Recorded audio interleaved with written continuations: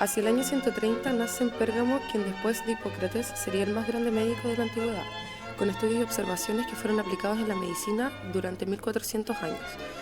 Este hombre versátil siempre se interesó por estudiar todo tipo de temas, ya que lo acercaban aún más a la verdad, por lo que siempre en la familia se esperó que fuese filósofo. Su padre, Aeolus Nicon, fue quien introdujo a Galeno en el estudio de la medicina al recibir una visión del dios de la medicina Asclepios.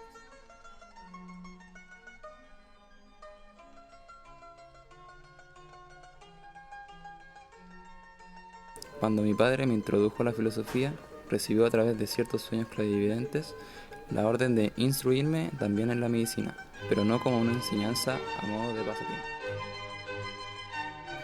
Así Galeno comienza sus estudios de medicina a los 16 años y a los 20 años se convierte en discípulo del dios Asclepio. En el Asclepeión de Pérgamo, más tarde estudiaría en Esmirna, Corinto y Alejandría. Fue nombrado médico de gladiadores, de emperadores como Marco Aurelio y Cómodo y de la aristocracia romana. Tuvo importancia en la farmacéutica y además escribió numerosas obras de anatomía que constituyeron la base de la medicina medieval, entre las cuales se cuentan 9 libros de anatomía, 17 de fisiología, 6 de patología, 14 de terapéutica y finalmente fallece hacia el año 200 en Roma.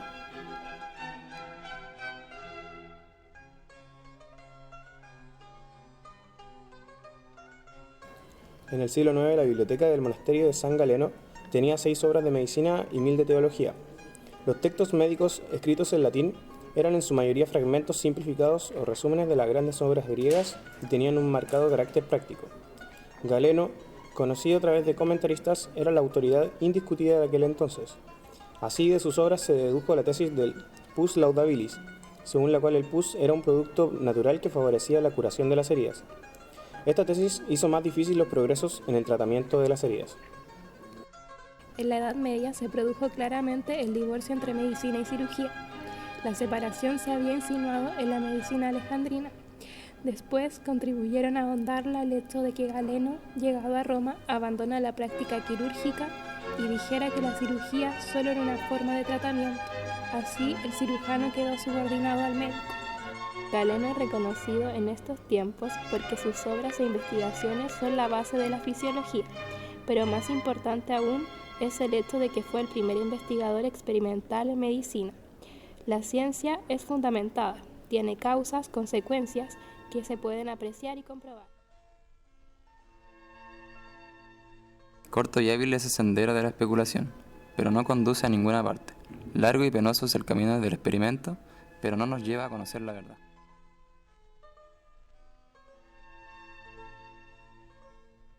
Aunque su maestro fue Hipócrates, aprovechaba solo lo que mejor le parecía para elaborar un sistema propio. Pero en cada época de su vida se basó en algún nuevo principio. Cada obra parte de un nuevo punto de vista, en que persistían conceptos de Hipócrates, pero no en su versión original, sino en la interpretación galénica. Según los historiadores, Galeno es el comentarista más grande de Hipócrates en la antigüedad. Escribió numerosas obras, que comprenden más de 400 volúmenes. Sus disertaciones anatómicas, basadas en la disección de animales, son una contribución valiosa, aunque tienen grandes lagunas y errores, y están mezcladas con especulaciones sobre la función de los órganos. Hizo aportes a la cirugía por su gran experiencia como médico de los gladiadores. Corrigió el error de Erasistrato de que las arterias llevaban aire, pero según Galeno, la sangre se producía en el hígado por la elaboración del quilo, transportado desde el intestino. Desde el hígado llegaba a la aurícula derecha, desde la cual seguía 3 cursos. Una parte se distribuía a los órganos por las venas cavas, otra parte pasaba al ventrículo derecho y de este al izquierdo a través de supuestos poros invisibles del tabique ventricular.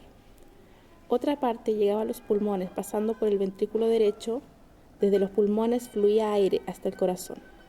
La sangre no circulaba, sino que estaba sometida a un vaivén. Arterias y venas tenían funciones diferentes.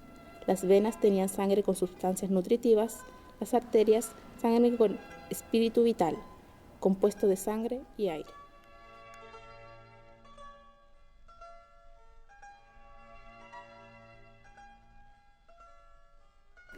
Galeno fue un gran admirador del trabajo hipocrático, lo cual influyó fuertemente en su pensamiento médico. Él trata de restablecer el pensamiento de Hipócrates en los médicos de su época. a quienes criticaba de ignorantes ya que no poseían un conocimiento metódico de la naturaleza humana, por lo que no podían distinguir las enfermedades según su género y especie, llevando a un diagnóstico poco claro.